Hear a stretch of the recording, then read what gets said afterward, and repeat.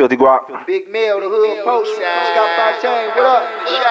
It's a jungle in the ghetto, so you better beware. It ain't nothing but gorillas, iron tigers, the best. Pro Mags, Zazas, killing for tourists. Step foot up in this jungle, leave out in the hearse. Codons, Percocet, city girls, yes, sex, all eyes, no deaths, full of shells, candle wax, candle lit, Brody hit, gas, shotty shot back. Guess he was real when he died, he ain't come back. Round here, snakes, we ain't gorilla, man, no being. Bro was facing 10, gave him up, now he back to win, man. It's every day on the floor, no other way. In the ghetto, better get you some cake, no birthday, no heart, no love, nigga, what is V-Day? We got the ball game.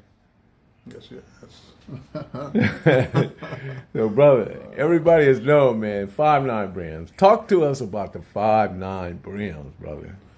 You know, I mean, what is there to say that I really didn't say in the first video that we did about a year ago? You know, it's been a year already, Melly.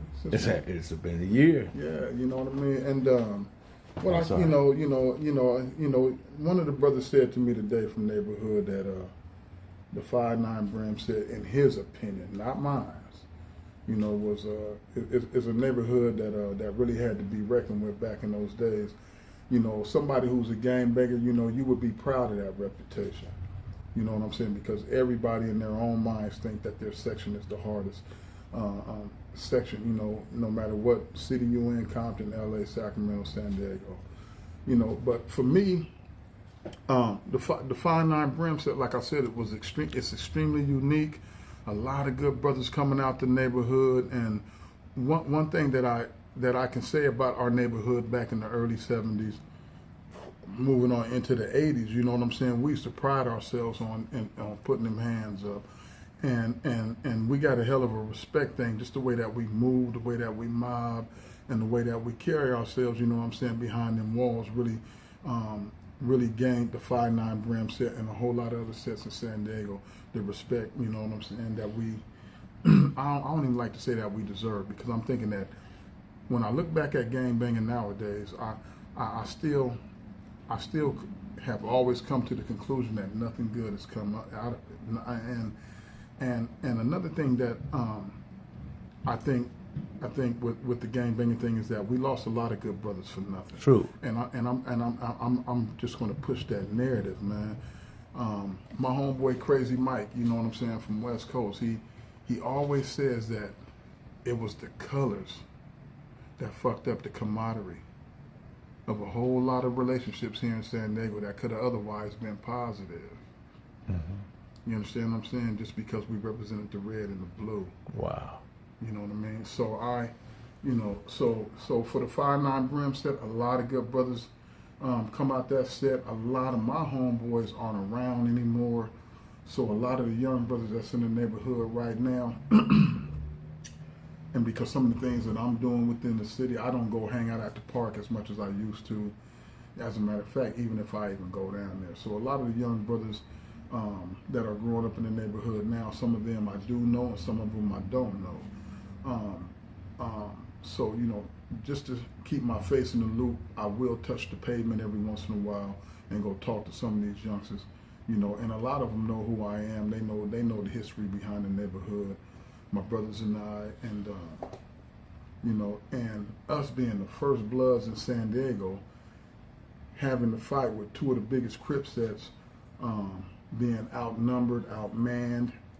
Back in those days, once the gunplay started, outgunned, you know, brothers really had to put their back against the wall. So you mentioned to me, how did the 5'9" Brim, because the 5'9" Brim was in LA, how did it get to San Diego? Well, you know, the 5'9" Brim set got to San Diego through the Rummy House probation program. So a lot of brothers from up in LA, they had a program where the brothers who got in trouble in LA, if they were given probation at their sentence, some brothers was able to come down to San Diego. What they did was they tried to put brothers in a situation to where they would put them in a different environment and see if they can change their situation.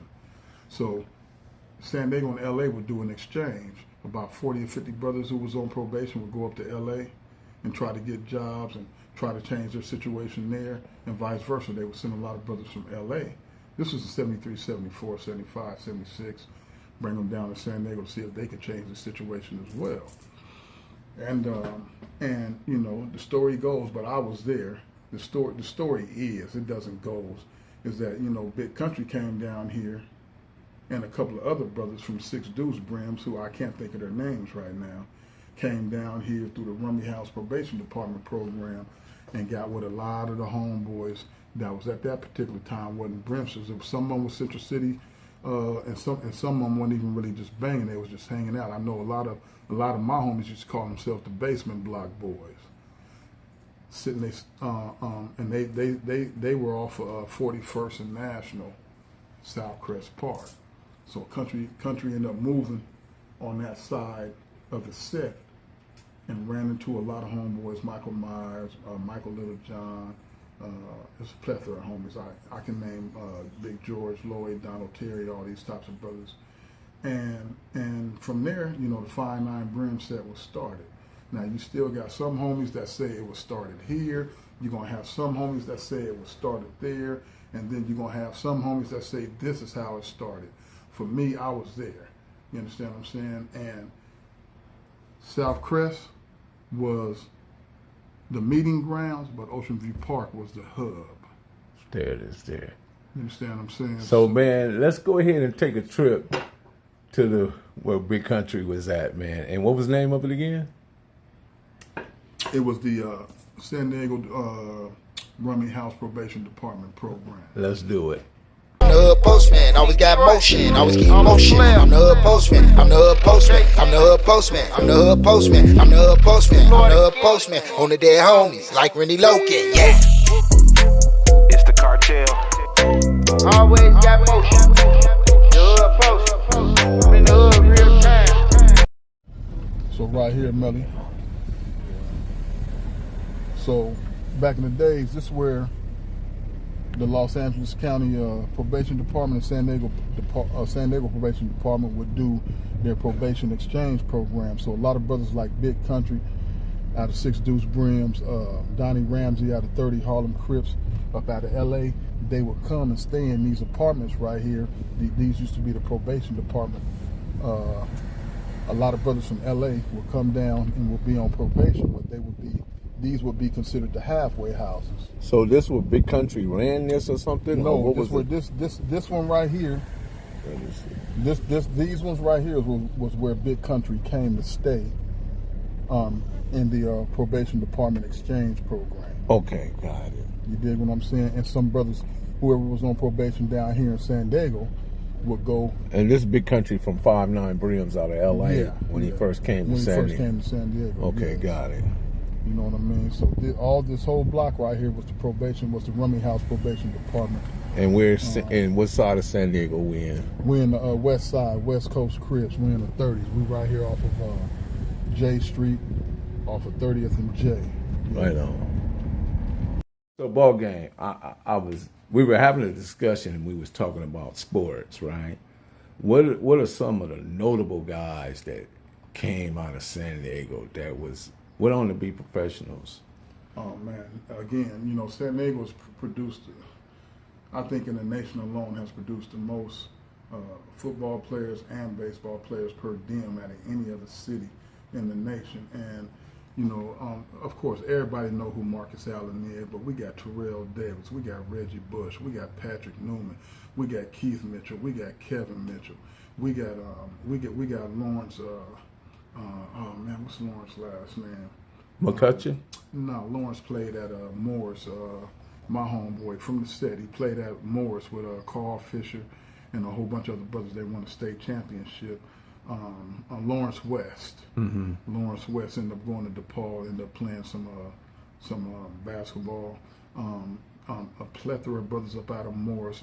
To all the people at Morris, excuse me if I don't know your name. You know I'm a Lincoln High School Hornet, so I'm spewing those names. So we got Steve Pierce out of Lincoln, played for the Cleveland Browns. Just too many to name. And you know, Jock Jones played baseball, came out of San Diego High School. You know, it's just too many to name. I got a nephew coming up right now named Keyshawn Smith that's playing out of Miami. I got a little nephew that just took his scholarship, and he has a big fat endorsement deal with a sports agency because he has 5 million followers on Instagram. Y'all look him up. His name is Mikey Williams. So we have a lot of we have a lot of That's so sports cool, figures. man. It is, man. So going out, what can we give the kids at this point in the 619? Well, this is what I think is most important, Millie, is what we can get. It ain't what we can give them, it's what we need to do for them. The thing is, we need to address absentee fatherhood in our neighborhoods. You understand what I'm saying? Us as black men right now, we're responsible for 85% of the bull crap that's going on in our neighborhoods.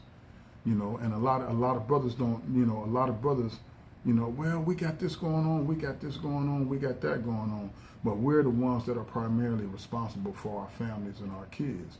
And you got a lot of kids that are living in households without that father figure, without that educational figure, without that disciplinary figure. You understand what I'm saying? So right now, it's up to us as black men. It is our responsibility, our duty to step up and clean up our neighborhoods. It's not what we can say to these kids, it's what we need to be doing for them.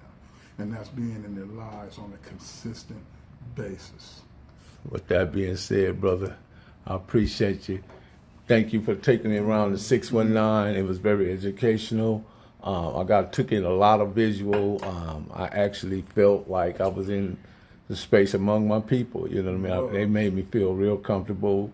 I got a chance to eat a gyro sandwich. At the world's famous Canadian burger. Yeah. Canadian burger. He ate all of it too. Yeah, I did. That joke was just fake. So with that said, man, we gonna lock the door. Yeah, we out. We gone.